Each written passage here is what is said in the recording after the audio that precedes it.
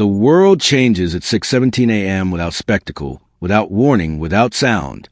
In a control room outside Denver, grid engineer Mark Alvarez watches his monitors empty themselves of color one by one, as if drained. Frequency lines flatten. Load maps vanish. The hum beneath the floor cuts out. He waits for an alarm that never comes, because the system that cries for help is already gone.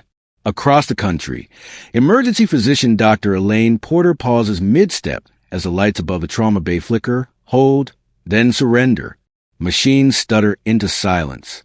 Somewhere above the Midwest, air traffic controller James Reed reaches for a switch he has touched 10,000 times and finds only darkness under his fingertips. The United States loses its voice in a single breath, and no one hears it happen. Cars coast to the shoulders of highways. Engines obediently dead. Traffic lights freeze on green, then red, then nothing at all. Elevators halt between floors, trapping people with shopping bags and briefcases and unanswered questions. Phones die mid-vibration. Screens black as stone.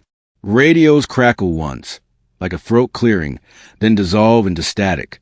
The morning continues for a few seconds on momentum alone, a memory of motion, before gravity takes over.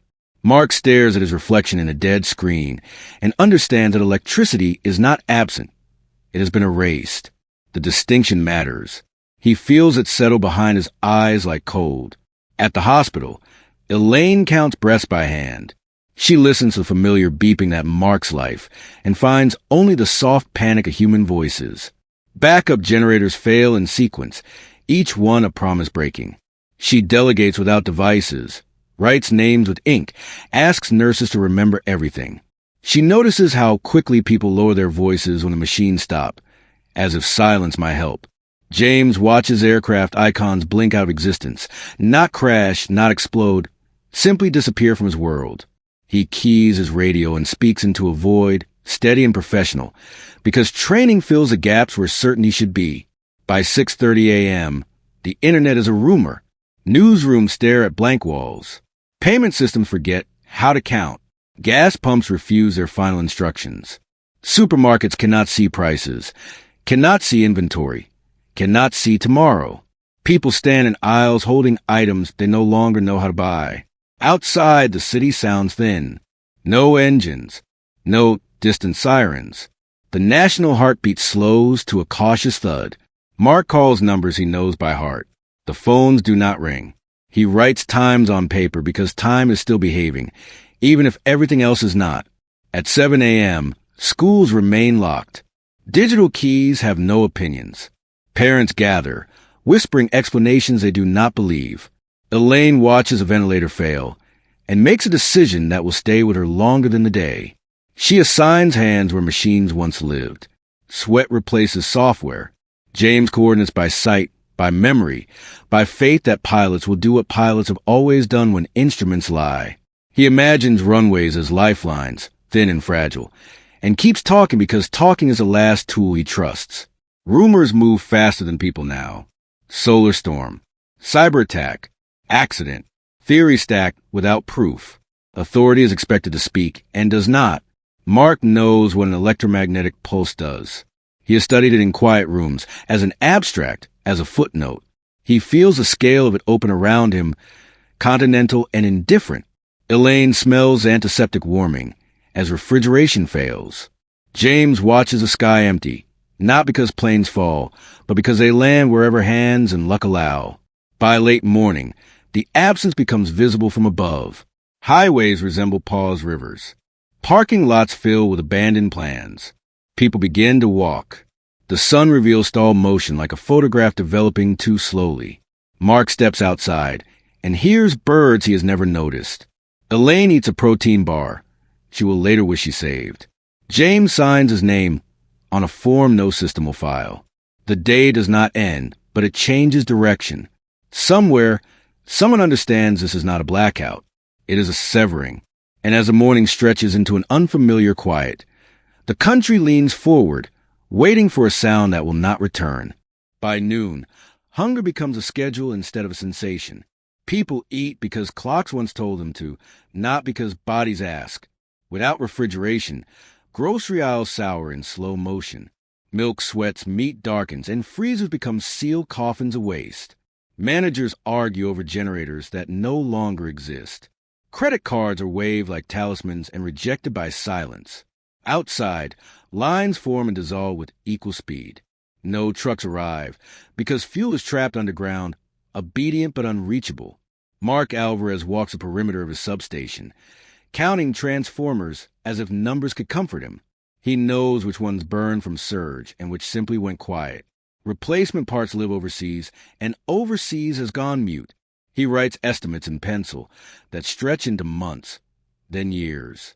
At the hospital, Elaine Porter feels time compress around her ribs. Dialysis patients arrive early, sensing scarcity before it is announced. Pharmacies cannot dispense what they cannot log. Insulin warms, antibiotics expire, and paper charts grow thick with erasures. Elaine learns the sound of generators failing, a cough followed by shame. She teaches interns how to listen to lungs without screens. Across the plains, James Reed coordinates landings with flags, and flare pistols scavenge from closets. Pilots circle on trust and mathematics, descending into uncertainty with grace. Runways feel shorter when the future is missing. By mid-afternoon, law thins like ice in spring. Police radios die, and coordination becomes a rumor. Local orders contradict neighboring ones, and authority pools wherever voices are loudest. Gas stations turn into theaters of negotiation and threat. Manual pumps exist only in stories told by grandparents. Fists clench around empty containers. Mark listens to rumors of restoration and does not repeat them. Elaine rationing decisions harden her voice and steady her hands. James writes names on a whiteboard that will be erased by night. As evening approaches, food becomes memory and fuel becomes myth. People carry groceries home like relics. Barter whispers begin, cautious and ashamed. The sun lowers, and with it expectations. Night arrives without permission. Cities do not light themselves. Skylines erase their signatures. Stars appear, unfamiliar witnesses. Fires burn where cooking meets desperation. Sirens remain absent, and the absence teaches a lesson. Elaine walks through darkened corridors guided by exit signs that glow like embers. Mark sits on his hood, counting stars instead of load. James steps outside the tower and listens to sky that finally sleeps. Across the country, the same thought spreads without wires. This is not ending tonight. The darkness holds, patient and instructional. When morning comes, it will ask for a different kind of obedience. The night stretches, and with it the distance between yesterday and now. Neighbors introduce themselves by flashlight beam. Fear learns new manners, quieter but sharper. Mark receives a handwritten note slid under a gate, offering tools in exchange for information. He reads it twice and feels a market forming. Elaine trades antibiotics for batteries without recording the transaction. James shares a radio with a sheriff who promises nothing and keeps it. Trust becomes a currency that devalues quickly. Somewhere, a generator catches and then dies, teaching hope its limits. The air cools, carrying the smell of uncollected trash. Rats learn routes faster than people. Mark imagines a grid rebuilt from memory and winces. Elaine dreams with her eyes open and keeps moving. James counts steps between light sources and commits them to muscle. Night deepens into something instructional, a teacher without mercy. People stop asking when power returns and start asking who is water. The question spreads like a low fever. By the time sleep arrives, it does so in fragments. Dreams are practical and short. Somewhere before dawn, a distant explosion is imagined by many and heard by none. The mind fills gaps faster than the world can. Mark sleeps in his car, keys useless in his pocket. Elaine naps against the wall, stethoscope cold. James rests on the tower steps, boots unlaced. Across time zones, the same posture repeats.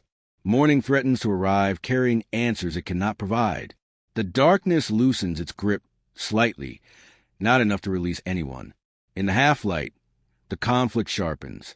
Survival has replaced waiting, and everyone can feel the exchange rate. Whatever comes next will ask more than patience. It will demand choices, and choices will leave marks. The night exhales, and the country listens. Somewhere in the dark, The first rule of the new day is being written. No one will read it in advance. The silence holds long enough to be mistaken for mercy. Mark wakes before dawn, alert to the absence of hum. Elaine inventories faces and notes who is missing. James scans the horizon for smoke that would mean movement. None appears, and that feels worse. The day hesitates, as if aware of its burden. In that hesitation, the old assumptions finally break. Help is not coming soon, if at all. The characters of yesterday become the actors of today. Mark pockets his pencil like a tool and a weapon. Elaine tightens her ponytail and chooses endurance. James shoulders responsibility, without a badge to confirm it. Across the nation, similar gestures align without coordination. The conflict is no longer invisible. It lives in kitchens, wards, and runways. As the sky lightens, a shared understanding settles. This morning will not restore what was lost. It will measure who adapts. Somewhere between fear and resolve, the country takes its first altered step. The sun edges higher, revealing damage that daylight cannot fix. In that light, yesterday feels distant and irrelevant. The central conflict clarifies without speeches or banners. Survival versus dependence, played out in real time. No one announces the rules. They are learned by consequence. As morning fully arrives, the silence remains intact. It is no longer empty. It is full of intention. And within it, something irreversible has begun to move, not toward repair, but toward a different order entirely.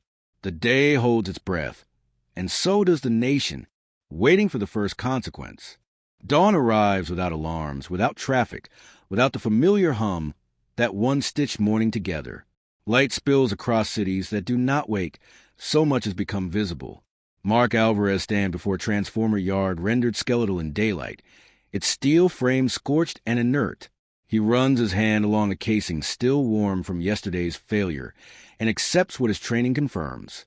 This damage is not temporary. It is not localized. It is not fixable on any timeline that resembles rescue. In the hospital, Elaine Porter greets the morning by counting bodies instead of beds. Some have survived the night. Some have not. She marks the difference with a pen that is running out of ink. At the airfield, James Reed watches fog lift from a runway that no longer belongs to system, only to whoever can use it.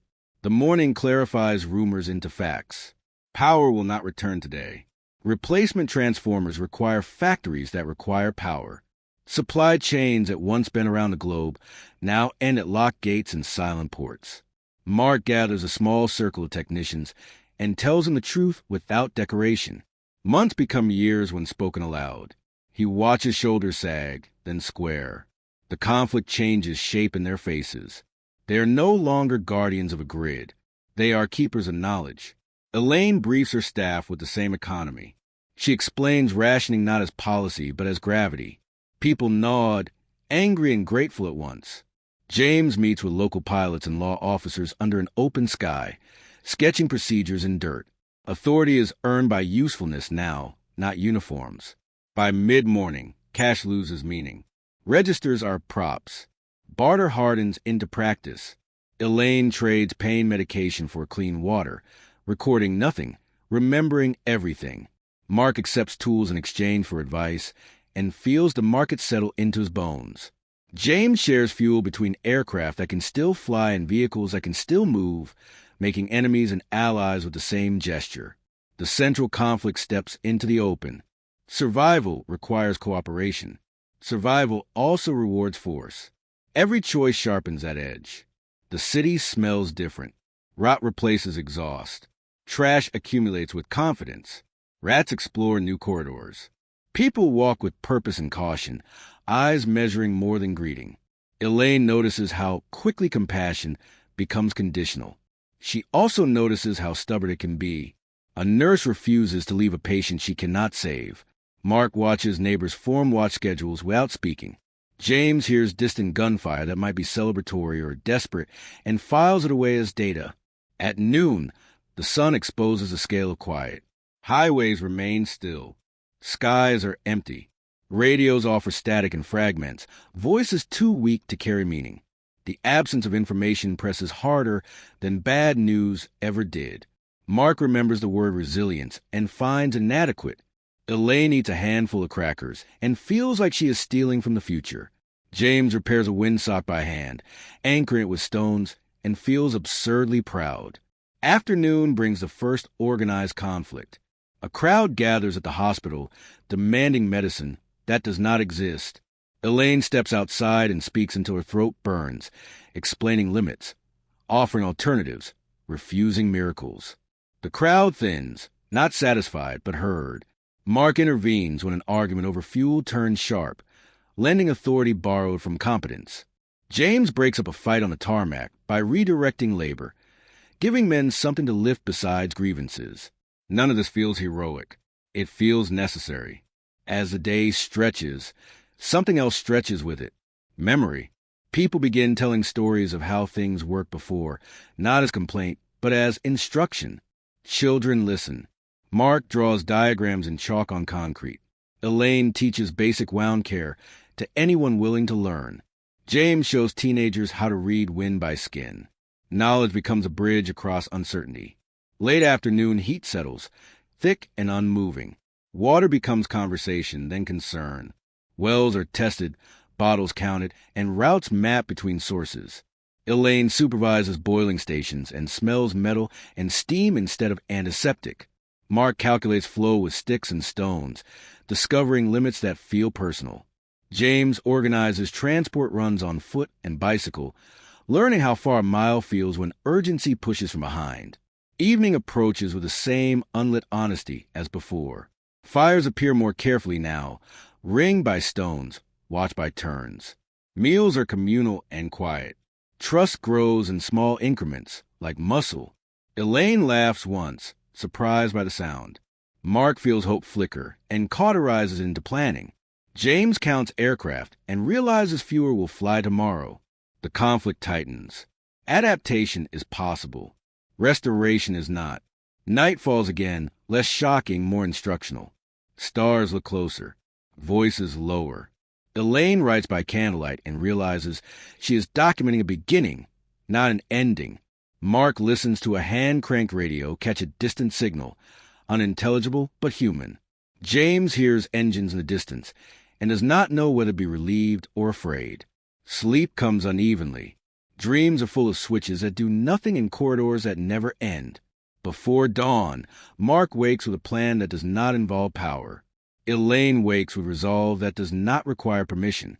James wakes with a map sketched in his mind that includes people instead of routes. When light returns, it reveals a country rearranging itself, not collapsing, not recovering, but becoming something else. The old measures no longer apply. The conflict has settled into the marrow. Dependence has been stripped away, leaving choice exposed. Mark pockets his chalk. Elaine tightens her grip on the day. James steps onto the runway and raises his hand to signal movement.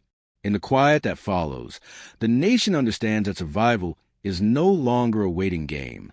It is an action unfolding now, with consequences yet to be named, consequences that will choose who leads, who follows, and who disappears long before anyone can stop them or even understand them fully, as history quietly watches and does not intervene at all yet now forever.